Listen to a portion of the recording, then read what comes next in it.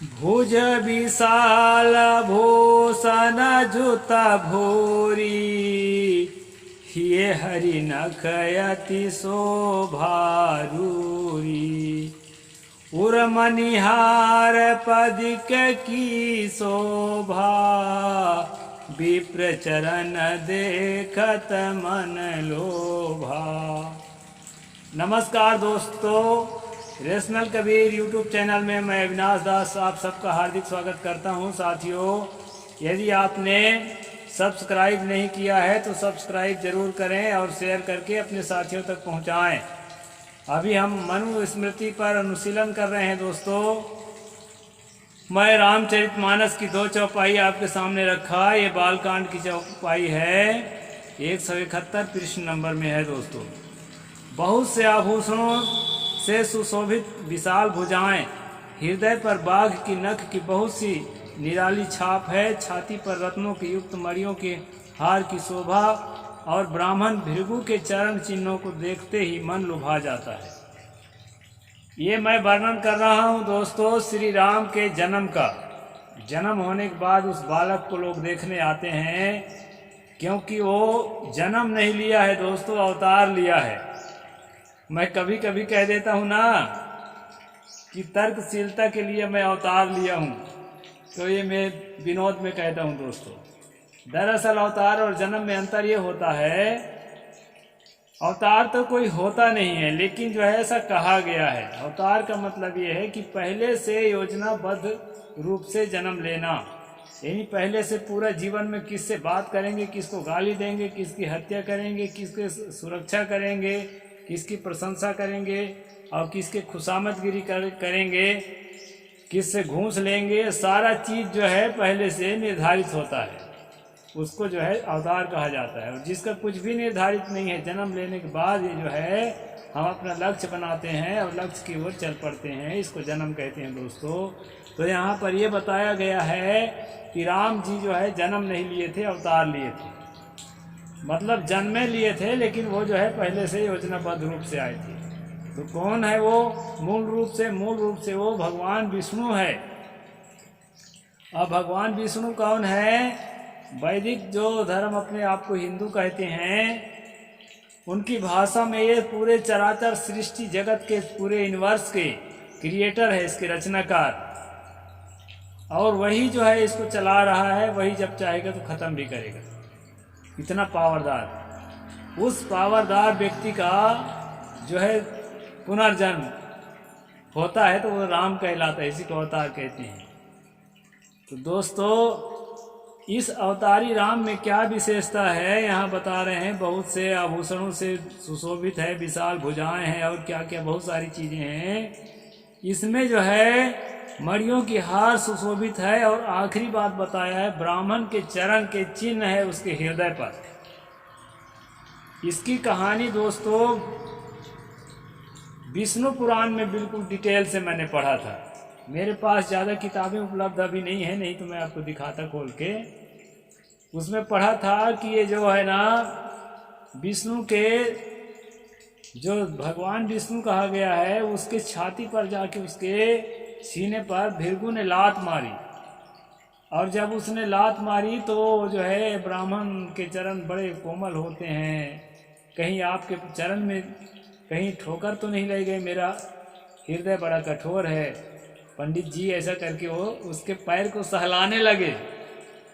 ये उस कहानी के संकेत इसमें रामचरितमानस में आया है कि उस जमाने का, उस जन्म का जो चिन्ह है वो अभी भी उसके वक्ष स्थल पर बना हुआ है। मतलब राम जन्म लिया तब भी वो वक्ष स्थल पर उसका चिन्ह बना हुआ है। इसमें तुलसी गोसाई आपको ये बताना चाहते हैं दोस्तों कि ये जो भृगु है, ये जो ब्राह्मण है,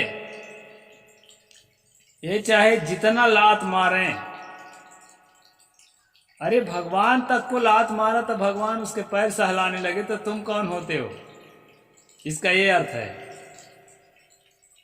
भगवान को, जो संसार के पूरे रचयिता है, क्रिएटर है, इतने बड़ी हस्ती को जब उसने लात मारी उसके सीने पर, और वो पैर को सहलाने लगा कि अरे प्रभु आपके पैर तो बड़े मुलायम हैं, कहीं ठोकर न लग गया हो, तो यदि आपको लात मारता है तो आप कौन होते हैं लात का जवाब देने के लिए?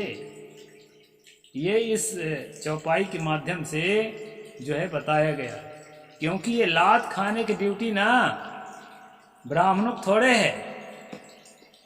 इसी मानस में अभी आगे कभी अवसर आएगा तो बताऊंगा, ये लात खाने की ड्यूटी किसकी है? ये ड्यूटी है दोस्तों ओबीसियों की, जिसको इनकी भाषा में शूद्र कहते हैं। और ये ड्यूटी है एसटी एससीओं की, जिसको इनकी भाषा में अछूत कहते हैं। वो क्या है? ढोल गंवार शूद्र पशु नारी सकल ताड़ना के अधिकारी।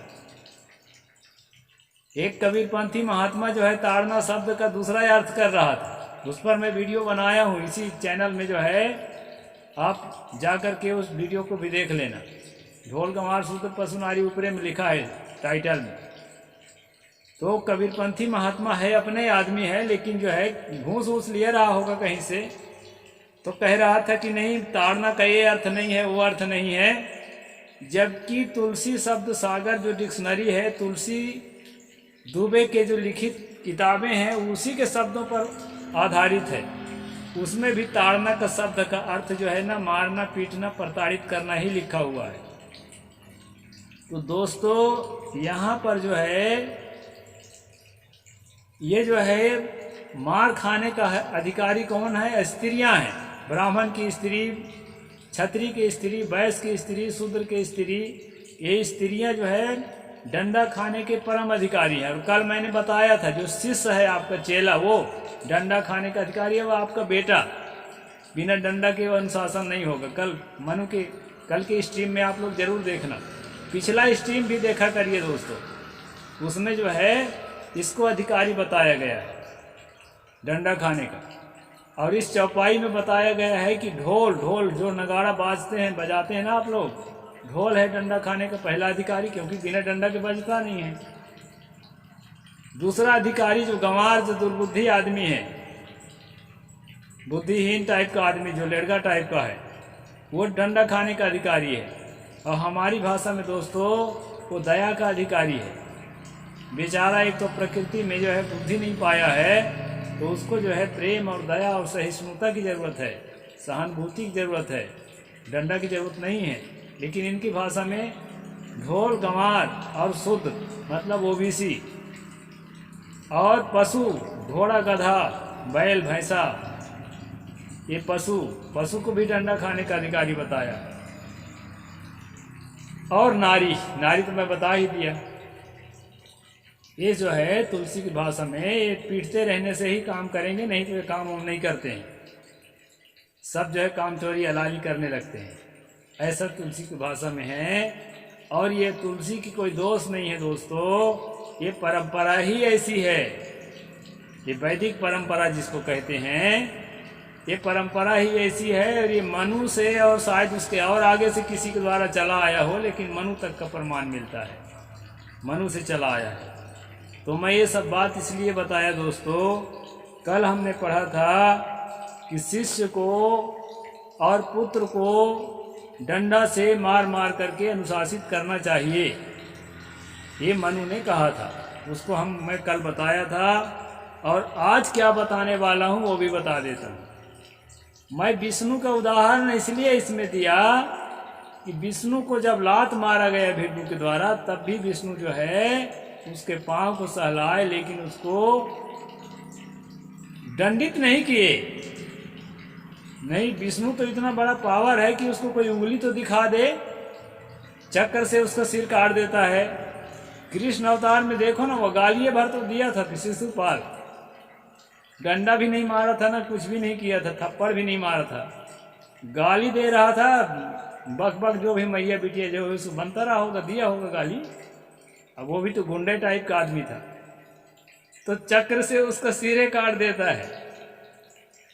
और जो है वो कौआ, राम जन्म में कौआ जयंत, सीता चरण चोच हथ भागा, हाँ ये है, उसके चरण को चोंच से जो है काट दिया था, उसको भी चक्र से मार डाला। नहीं मार पाया, आखिरी में छोड़ दिया, लेकिन कोशिश किया था मारने। तो इस तरह से आदमी जब सबको मारता पीटता काटता फिरता है तो भृगु के लिए क्यों सजा नहीं थी, उसके लिए क्यों सजा नहीं थी दोस्तों? उसका कारण मैं आज मनुस्मृति के अंदर से निकाल के आपको दिखाऊंगा। इसके लिए मैं उस वृत्तांत को यहाँ पर रख दिया। कहते हैं ब्राह्मणायायुगैर्वा द्विजाति वध काम्यया शतं वर्षाणि तामिश्रे नरके परिवर्तते। जो द्विजाति, द्विजाति का मतलब क्षत्रिय और वैश्य, ब्राह्मण भी, लेकिन यहाँ पर कहा है जो द्विजाति ब्राह्मण को मारने की इच्छा से क्रुद्ध होकर लाठी उठाता है, मारा नहीं है अभी, गुस्सा होकर ऐसे लाठी उठाया है कोई क्षत्रिय या वैश्य ब्राह्मण को मारने के लिए, तो तामिश्र नाम के नरक में पड़ता है। अभी 21 नरक में पिछले एपिसोड में आपको बताया था, उन्हीं में से एक नरक है तामिश्र नरक। तो वो तामिश्र नाम के नरक में जाकर के चक्कर खाता रहता है, मतलब वहां से निकलने का भी मौका नहीं पाएगा। ये है दोस्तों, इसलिए क्षत्रिय वैश्य जो ब्राह्मण भगत होता है पालतू कुत्ते की तरह उसकी गुलामी करता है। सभी की नहीं बात करता हूँ, जो उसके भगत होता है उसकी बात कर रहा हूँ। तो इसी डर से दोस्तों कि कहीं तामिश्र नाम के नरक में हमको डूबने को ना मिले करके पालतू कुत्ते की तरह जो है उसके इशारे पर कितनों दलितों को, आदिवासियों को मारने काटने के लिए तैयार हो। देखें ना अभी मणिपुर में कितने की हत्याएं हुई, कितने के बलात्कार और क्या क्या हुआ। तो दोस्तों ये जो है ना, कहीं कहीं पर ये मनु अच्छा ज्ञान की शिक्षा की बात करते हैं और कहीं कहीं पर इतना हिंसक बातें करते हैं जिसकी कोई बात कहा नहीं जा सकता। तो यहाँ पर कहते हैं द्विजाति अगर मारने की इच्छा से डंडा भी उठाता है ना तो तामिश्र नाम के नरक में उसको गिरना पड़ेगा। आगे कहते हैं दोस्तों, ताड़यित्वा तृणापि संरंभामति पूर्वकम एक विंशति माँ जाति पापयोनिषु जायते।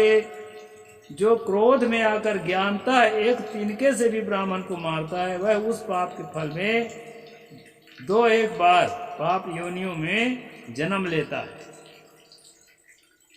यहाँ पर बताया है दोस्त, तिनका समझते हैं सूखी घास का एक टुकड़ा, उसको तिनका बोलते हैं। सूखी, अब तो भी मैं डंडा की बात बताया था ना पिछले श्लोक में, इस श्लोक में मैं आपको बता रहा हूं कि सूखी घास का एक टुकड़ा है ना, उससे भी अगर ब्राह्मण को मारने की चेष्टा करते हो तो 2-1 बार, 2-1 है कि 21 है, जो भी है, अक्षर उतना साफ नहीं दिख रहा है, 2-1 भी होगा, 21 भी हो सकता है, ये बीच में थोड़ा सा गैप है 2 और 1 के बीच में, तो हो सकता है 2-1 बार है। उसको पाप योनियों में जन्म लेना पड़ेगा। पाप योनि क्या है?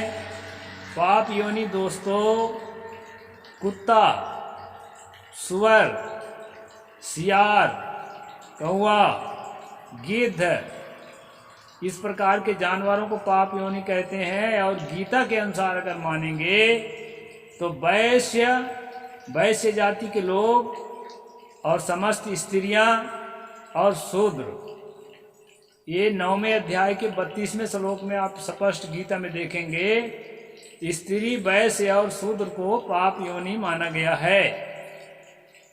तो जो ब्राह्मण को घास के, सूखी घास के तिनका से भी मारने का कोशिश करेगा तो उसको पाप योनि में जाना पड़ेगा जन्म लेकर के।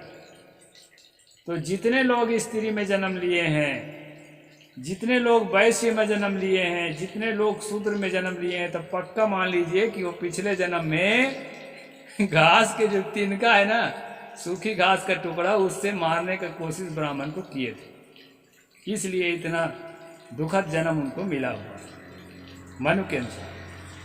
अब जो इसको धर्म शास्त्र की वाणी मानकर दोस्तों, परमात्मा की वाणी मानकर, आप तो पुरुष की वाणी मानकर, ऋषि मुनि की वाणी मानकर अगर इसको अपने जीवन में जिएगा तो उसको चाहे जितना लात, जितना जूता मारे ब्राह्मण, चाहे जितना उसके बहू बेटी के बलात्कार कर ले, लेकिन उसकी हिम्मत नहीं होगी कि ये घास के तिनका से वो उसको प्रतिकार करने के लिए, प्रतिशोध लेने के लिए तैयार हो सके। ये बात आगे और देखते हैं क्या कह रहा है दोस्तों।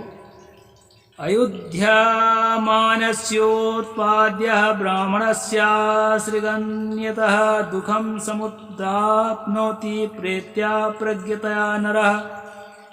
जो कोई न लड़ने वाला ब्राह्मण के शरीर से लहू बहाता है वह अपनी मूर्खता के कारण मरने पर परलोक में कष्ट पाता है।